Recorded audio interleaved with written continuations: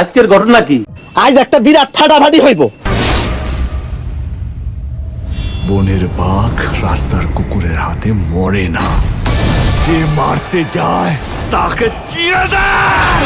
কি বলবো ভাই, ট্রেলারটা দেখে জাস্ট ছিটকে গেছি। ট্রেলারটা অস্থির একটা ট্রেলার হয়েছে ভাই। ট্রেলারটা মানে বাংলার ইতিহাসে একটা রেভলিউশন ঘটিয়ে দিয়েছে।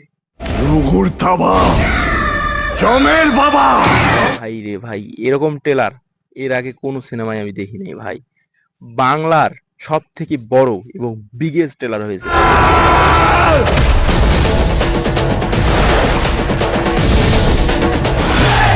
ট্রেলারটা এঙ্গেজিং, পুরোই অস্থির। এক মুহূর্তের জন্য চোখ সরাতে পারবেন না আপনারা, এক মুহূর্তের জন্য। কি কোন? কথা সত্য। প্রতিটা সিকমেন্স দেখবেন এবং যতবার ট্রেলারটা দেখবেন মনে হবে যে আরেকবার দেখি, আরেকবার দেখি, তারপর আরেকবার দেখি, এরকম মনে হবে। আমি ট্রেলারটা 2-3 বার দেখলাম, কেমন লাগলো সেই বিষয়টা নিয়ে আজকে আমরা কথা বলবো, ট্রেলারটা রিভিউ করব।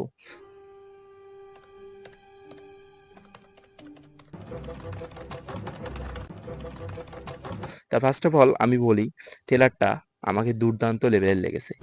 এই নীলের জন্য, টাকার জন্য দেশের মানুষের রক্ত মেখেছিস।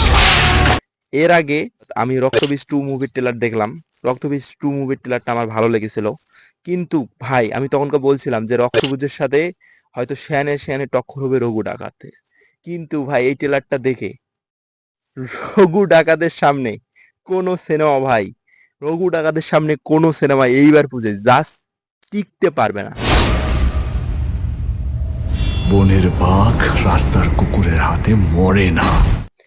জাস্ট টিকতে পারবে না, মানে ডাকাতের সামনে জাস্ট টিকতে পারবে না, সোল্ড আউট হয়ে যাবে, মানে হাউসফুল হয়ে যাবে, একটার পর একটা মনে কর রেকর্ড করবে এই রঘু ডাকাত। এবং এই সিনেমার সম্ভাবনা আছে 50 কোটি টাকার বক্স অফিস দেওয়ার। নিঃসন্দেহে তুই ঠিক কথা বলেছিস। ইয়েস বন্ধুরা, বাংলার মধ্যে 50 কোটি টাকার বক্স অফিস দিতে পারে এই সিনেমা। এই সিনেমার মধ্যে ওই ক্ষমতাটা আছে। যতগুলো সিকোয়েন্স দেখবেন আপনারা, মানে মনে হবে যে ভাই রে ভাই, এটা কি বাংলা সিনেমা দেখতেছি না কোনো সাউথের সিনেমা, বাহুবলী সিনেমা বা কেজিএফ সিনেমা দেখতেছি। এই নীলের জন্য, টাকার জন্য দেশের মানুষের রক্ত মেখেছিস। মানে তারা ভিএফএক্স এর পিছনে, তারা প্রতিটা সিকোয়েন্সের পিছনে মানে কারিগরি টাকা ঢেলেছে। কথাটা ঠিকই বলেছেন। মানে কারিগরি টাকা ঢালছে, মানে প্রতিটা সিকোয়েন্সের পিছনে তারা কারিগরি টাকা ঢালছে। মানে খুব ভালো লাগছে, আমার ট্রেলারটা খুব ভালো লাগছে। ট্রেলারটা এরকম ট্রেলার হবে, আমি এক্সপেকটেশন ছিল যে ট্রেলারটা ভালো হবে, কিন্তু এই লেভেলে হবে সেটা আমি কখনো ভাবি নাই যে এই ট্রেলারটা এরকম লেভেলের হবে। যাই হোক, ট্রেলারটা যে শুরু হয়েছে, প্রথম যেই মানে করেন যে অনির্বাণকে দেখানো হলো, অনির্বাণ প্রথম যে ডায়লগটা বলে, যে যেভাবে তার একটা ডায়লগ আসে, এ দেশের অস্থি মজ্জায় শুধু নীল বইবে। ভাই রে ভাই, অনির্বাণকে জাস্ট ভয়ানক লাগতেছে। ইয়েস, জাস্ট ভয়ানক লাগতেছে অনির্বাণকে। মানে অনির্বাণকে দেখে জাস্ট ছিটকে যাওয়ার মতন। একদম বাম্পার মারছেন এবার। মানে আমরা সবাই জানি যে ভিলেন যত পাওয়ারফুল হবে, হিরো তত পাওয়ারফুল হবে, সিনেমা দেখতে তত আনন্দ হবে, এবং হিরো আর ভিলেনের টাসল দেখতে আনন্দ হবে। ভাই রে ভাই, অনির্বাণ যে ডায়লগ দিয়ে শুরু করে, ভাই রে ভাই, ডায়লগটা অস্থির, মানে পুরাই গুজবাম দেয়। দেবের বেশ কিছু ডায়লগ আছে, ডায়লগ গুলো অস্থির লেগেছে, এবং গল্পটা মানে পুরোই মনে হচ্ছে যে এই গল্পটা যারা দেখবে তারা মানে যেটা ভেবে যা মানে করেন যে ট্রেলার দেখে ভাবলো যে গল্পটা এরকম, কিন্তু সিনেমা হলে যা তারা মানে আলাদা রকমের অন্য কিছু দেখতে চলেছে। মানে আলাদা রকমের অন্য কিছু, গল্পটা আমি যা বুঝতে পারতেছি দুর্দান্ত, দুর্দান্ত। এবং এখানে দেখা যায় যে দেবের একটা ডায়লগ, যে রঘু থাবা জমের বাবা। রঘুর থাবা, জমের বাবা। ভাই রে ভাই, ডায়লগটা পুরাই অস্থির। অনির্বাণ সুন্দর করেছে, নিজের জায়গা থেকে অস্থির করেছে, ফাটিয়ে দিয়েছে, জাস্ট আগুন ধরিয়ে দিয়েছে। তারপরে দেব, ভাই রে ভাই, গোটা ট্রেলারে দেবকে যা দেখলাম, মানে পুরোই দানব, দানব রূপে দানব রূপে প্রতিটা সিন ইদিকা পালকে দেখতে ভালো লাগতেছে, এখানে সোহিনীকে দেখতে ভালো লাগতেছে। কিরকম এখানে গল্পটা এরকম হতে পারে ভাইরে ভাই, আমি বলি গল্পটা একটু মানে বলতে পারি যে এরকম হতে পারে যে সোহিনী রঘু ডাকাতের ক্যারেক্টারকে ভালোবাসে। ইয়েস, সোহিনী রঘু ডাকাতের ক্যারেক্টারকে ভালোবাসে। তারপরে হয়তো ওই যে ইদিকা পাল তার জীবনে আসে, তখনকার রঘু ডাকাত হয়তো যে ইদিকা পালকে ভালোবাসে।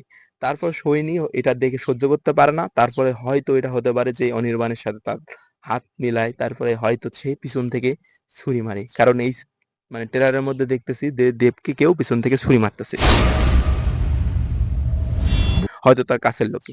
এখানে সোহিনী হয়তো দেবকে পিছন থেকে ছুরি মারে। আর এখানে তখন একটা ডায়লগ দেবের আসে যে কুকুরের সিংহ কখনো কুকুরের হাতে মরে না, ডায়লগটা বনের বাঘ রাস্তার কুকুরের হাতে মরে না। পুরো অস্থির। ডায়লগটা পুরোই ডিফাইন্ড করা হয়েছে। মানে এই ডায়লগটা হয়তো কোনো আগে দিবে, হয় কোনো সিকোয়েন্সে, অন্য কোনো সিকোয়েন্সে হয়তো দিবে, কিন্তু যখন এক পিঠে ছুরি মারতেছে তখন হয়তো দিবে না।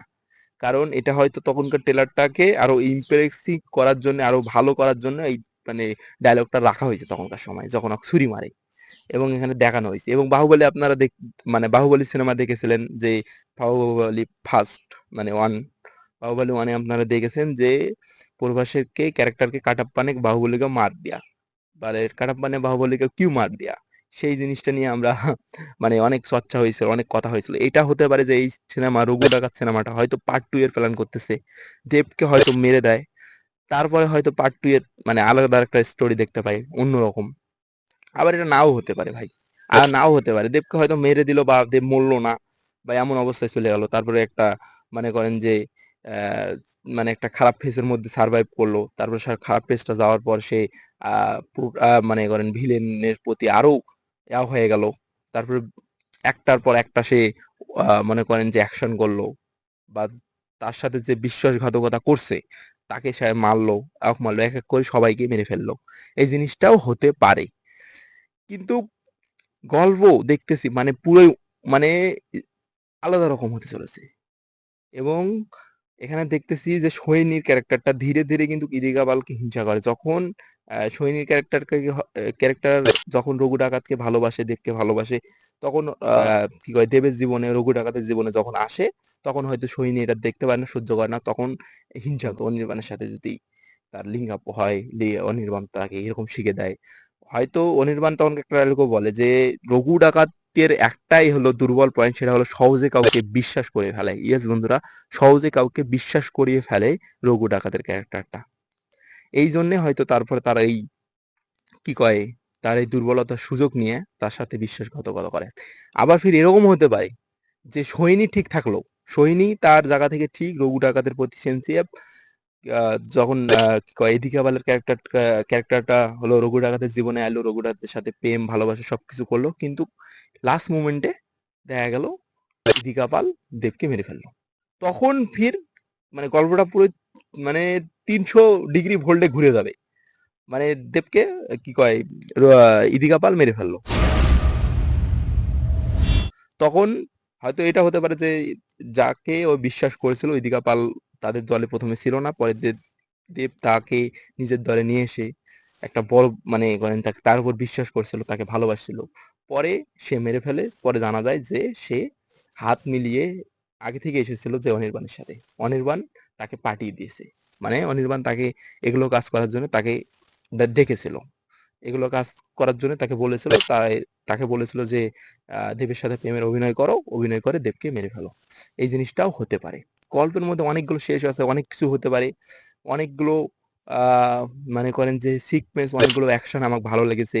এখানে জাহাজ, তারপর ইদিকা পালের সাথে যেভাবে জাহাজে তারা একটা রশির মধ্যে থাকে, ওই জিনিস মানে রশির মধ্যে ঘোরে, ওই জিনিসটাও ভালো লাগতেছে। এবং দেবের ডায়লগ অস্থির লেগেছে, একটার পর একটা ডায়লগ গুজবাম দিতেছে, এবং অনির্বাণকে জাস্ট ভয়ানক লাগতেছে।